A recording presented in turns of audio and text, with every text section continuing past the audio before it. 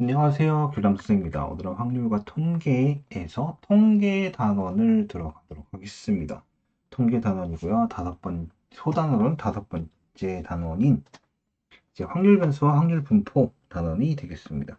다섯 번째 확률 변수와 확률 분포.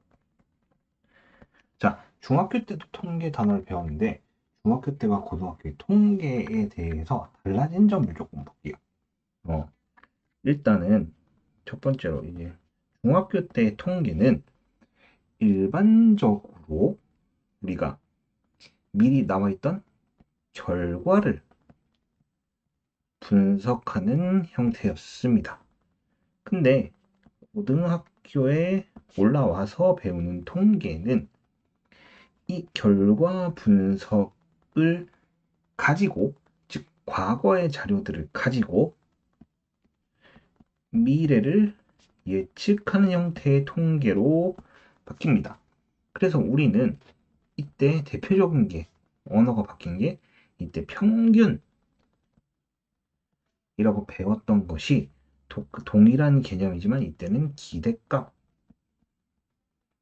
개념으로 바뀌어요. 이거는 이제 또 평균과 똑같은 개념이긴 한데 이 자료를 갖고 앞으로 기대하는 값, 평균값이 어떻게 기대가 되는지에 대해서 나타내고 있는 것을 우리는 기대값이라고 얘기를 합니다. 뭐 여러분이 이해하기 쉽게 그냥 설명을 하는 거예요. 일반적으로 얘기를 하는 겁니다. 자, 그러면은 일단 뭐 기대값은 이렇다고 치고 우리 중학교 때 통계에 대해서 조금 더 이제 확인을 해보도록 하겠습니다. 중학교 때 배웠던 거 중에 가장 대표적인 거는 뭐냐면 바로 도수 분포 표입니다. 도수 분포표. 그럼 이 도수 분포표를 가지고 얘기를 할 건데 가장 대표적인 게 줄넘기라고 할까요? 줄넘기. 자, 반에 10명의 학생이 줄넘기를 몇 회를 했는지 가지고 만들어낼 거예요. 그러면은 우리는 이거를 어떻게 나타내냐면은 10개의 자료를 나타내 볼게요. 2, 3, 5, 4, 2. 그 다음에 4, 5, 7, 4, 2. 이렇게 되어 있다고 합시다. 그러면은 우리 이때 이 자료를 가지고 도수 분포표라는 걸 만들었습니다. 이 총 두 번 넘은 사람, 두 번 넘은 학생 세 명이 있었고, 세 번 넘은 학생이 한 명 있었고, 네 번 넘은 학생도 세 명이 있었고, 다섯 번 넘은 학생이 두 명, 그 다음 여섯 번 넘은 학생은 없고, 일곱 번 넘은 학생이 한 명 있습니다. 우리는 이렇게 된 자료를 갖고 이때 얘를 xi, 얘를 fi라고 놨었고, 그 다음에 여기 주어진 거를 우린 도수라고 얘기했습니다. 도수. 그리고 여기 주어진 거는 변수가 됐었죠. 근데 여기 있는 거를 사실 우리 계급값 해갖고 이제 계급은 뭐 이상, 뭐 미만 해서 이 가운데 있는 평균값을 계급값으로 갖고 이 계급값일 때 도수가 얼마다 라고 얘기를 했었습니다. 이렇게 해서 도수의 총합은 10 사실 이렇게 얘기했는데 우리는 그냥 여기서 고등학교 수학에 맞춰야 되기 때문에 얘를 변수라고 얘기를 하겠습니다. 그리고 이 도수, 즉 뭐냐면은 얘는 이미 주어진 결과죠. 이 도수는 결과입니다. 줄넘기 두 번 넘은 학생이 3명 있다. 그 다음에 3회 넘은 학생이 1명 있다. 4회 넘은 학생이 3명 있다. 5번 넘은 학생이 2명 있다. 6번 넘은 학생은 1명도 없고 7번 넘은 학생이 1명 있다. 라는 식으로 이제 배웠습니다. 그럼 요거를 써볼까요? 우리 중학교 때 배웠던 거를 조금 정확하게 기억을 떠올리려면, 자, 이렇게 하얀색으로 이렇게 있고, 그 다음에 여기가 이것도 너무한가? 자, 가운데가 이렇게 잘리고, 그 다음에 여기 각각 이렇게 돼서 여기 도수의 총합이 도수의 총합이 10, 여기에 fi, 여기에 xi 해서 여기에 계급값이 주어졌었습니다. 계급값. 예를 들어서 여기서는 뭐 2, 3, 4, 5, 6, 7, 8 이런 걸 계급값이라고 하면은 2회 넘은 학생은 3명, 3회는 1명, 4회가 3명, 5회가 2명, 6회가 0명, 7회 1명, 8회 0명 이런 식이었죠. 우린 이거를 도수, 분포, 표라고 했습니다. 이 계급값에 따라서 몇 명의 혹은 몇 회 어떤 결과물이 나왔는지에 대한 분석을 한 게 도수, 분포, 표입니다. 근데 고등학교에 올라오면은 이게 미래의 예측이라고 합니다. 그렇기 때문에 우리는 이제 뭘 배우냐면 첫 번째로 확률 변수란 걸 배웁니다. 확률 변수는 어떤 시행에서 표본 공간 S의 한 원소에 단 하나의 실수가 대응되는 함수를 확률 변수라고 하고, 확률 변수 x가 어떤 x값을 가질 확률을 기호로 px는 x라고 나타낸다 라고 얘기를 하는데, 말로는 이렇게 얘기를 하는데, 그때 이 확률 변수는 쉽게 말하자면 얘를 변수라고 생각하고 이 변수에 맞춰서 확률을 이어주는 걸 얘기하면 하나를 짝씩 지어주는 걸 얘기합니다. 자, 얘도 이 예시를 좀 이해하기 쉽게 해볼게요. 자, 이런 겁니다. 앞에 걸 보면은 여기에 변수가 존재를 해요. 그래서 이때 변수 x, 이 변수 x는 이제 줄넘기 횟수가 되겠죠. 이 예시를 따지면. 그럼 줄넘기 횟수는 각각 2회, 3회, 4회, 5회, 6회, 7회, 8은 0이니까 안 쓰겠습니다. 이렇게 돼 있을 거고, 이 밑에는 각각 얘네들과 어울리는 확률이 짝으로 있습니다. 확률이 짝으로 있어요. 그 얘기는 뭐냐면은, 자, 이 도수분포표란 자료를 가지고 여태까지 쭉 자료가 있을 거 아니야. 그 자료를 가지고 이 다음에 통계가 어떤 식으로 나올지 예측하는 겁니다. 하지만 여태까지 쌓여진 자료에서 변함이 없겠죠. 자, 총 10명이었어요.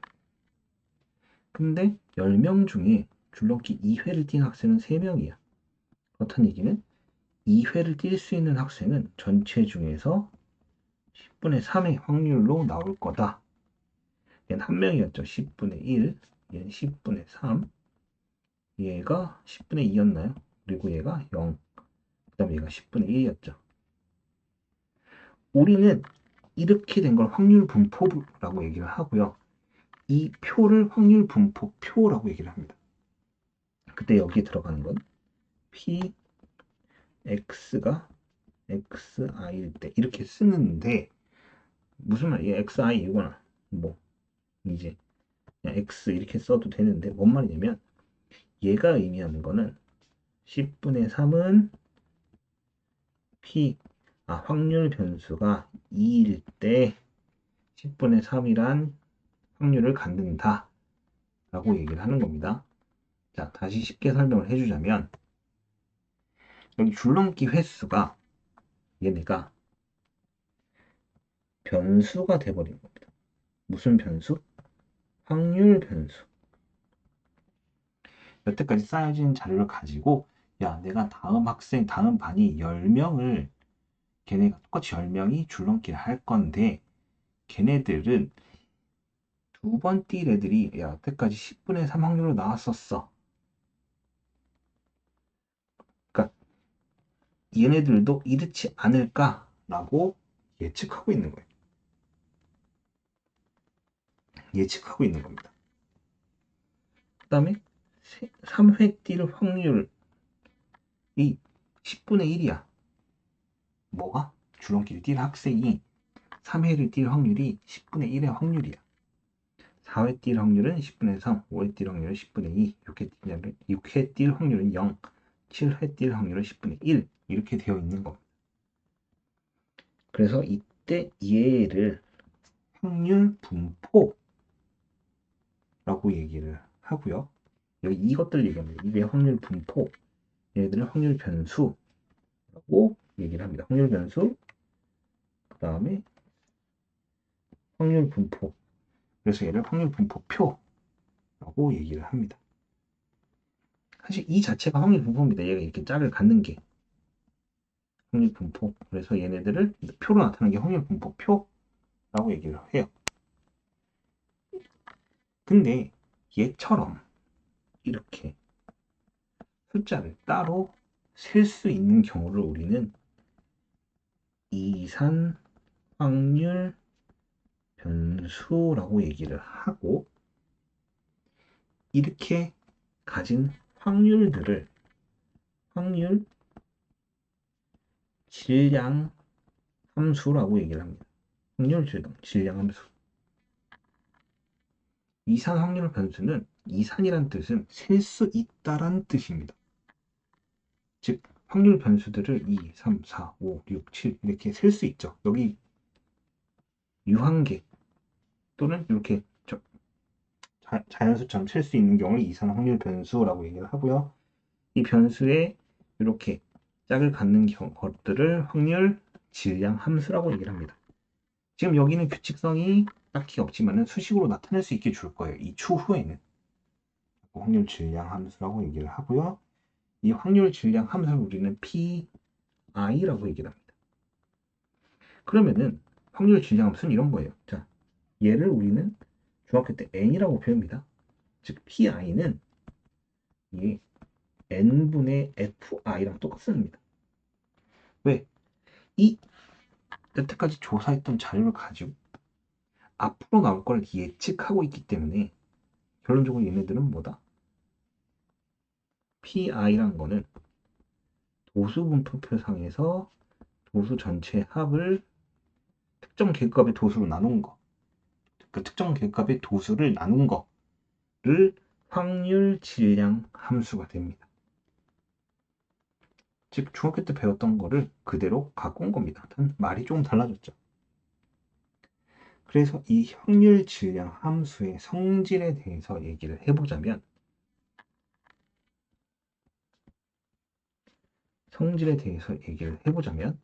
첫 번째로 0에서 PI는 무조건 1 이상입니다. 이 전체의 합이 1이에요. 그럼 각각에 있는 것들은 0 또는 1을 넘을 수가 없습니다. 0보다 크거나 같아야 되고 1보다 작거나 같아야 돼요. 그 다음에 두 번째 성질은 이 확률 질량 함수들을 모두 더하면 n개가 있다고 쳤을 때 1이 나와야 됩니다. 전부 더하면 1이다. 그 다음에 특정 범위에서 확률 질량 함수를 원하면은 이때는 P 이거를 이렇게 쓰면 안 되겠죠.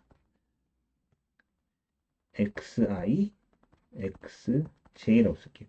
일단 pi부터 pj까지 더하면 됩니다. 이게 무슨 말이냐면 예시를 들어보자면 이런 거예요. p 2에서 확률 변수가 4 사이 확률. 그럼 이때 2, 3, 4인 10분의 3, 10분의 1, 10분의 3을 더해서 10분의 7이 나온다는 겁니다. 무슨 말이냐면 야, 다음 애가 줄넘기를 2번에서 4번 사이에 뛸 확률은 얼마냐? 이거 더하면 되겠죠. 10분의 4. 이런 식으로. 즉 뭐예요? 나는 이 자료를 가지고 다음에 뛰는 10명의 학생들이 어떤 분포를 가질지 예측하는 겁니다. 실제로 뛰어보게 하겠다는 건 아니고 야, 이 다음에 내가 10명을 뛰게 하면은 이렇게 나올 거야 라는 게 확률상으로 정해져 있는 거예요. 왜? 여태까지 주어진 자료들을 갖고 분석을 하는 거기 때문에. 그렇기 때문에 실제랑은 다를 수도 있겠죠. 실제랑은 다를 수도 있지만 수학적으로는 이상이 없게끔 만들어 놓은 걸 얘기합니다. 알겠나요? 자, 그럼 이거를 이산 확률 변수라고 얘기를 하고요. 이 다음 시간은 연속 확률 변수에 대해서 계속해서 알아보도록 하겠습니다.